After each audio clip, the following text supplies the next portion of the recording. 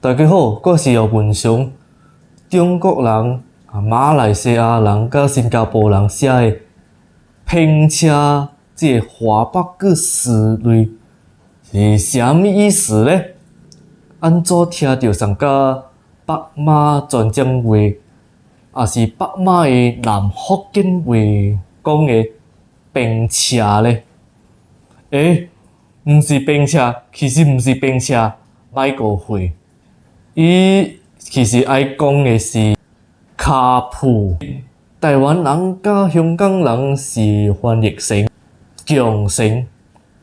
我是感觉香港人甲台湾人写强绳是较有合理的。注意哦，拼车的拼字其实毋是写拍拼的拼，也是拼命的拼。这两个字是完全不同的汉字。2026年4月9日，我就是有报福建卫新闻，RTM 福建卫新闻，就是伫8:05伫 IDFM 播出的。其中一条新闻就是报道电召车强绳选项。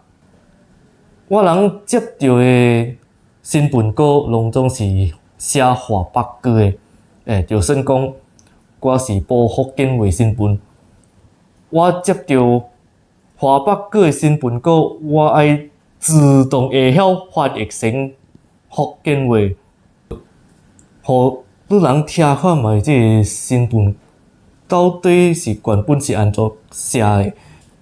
交通部长陆兆福讲，其实头前是无写马来西亚，因为我伫马来西亚报这个新闻，大家拢嘛知。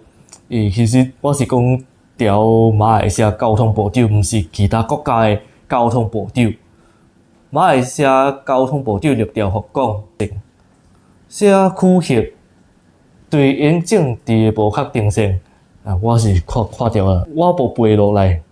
所以我敢若会使看，已经对各行各业带来直接冲击。为了应对全球连贯危机，交通部已经允准电召车平台向乘客推出甲其他乘客斗阵坐同款一顶车的选项。这个拼车我就袂使直接读出来咯，因为我直接读出来，车众嘛、车无嘛，听甲不沙沙的嘛。啥物拼车啊？我这边拼车写强绳其实较有合理啦。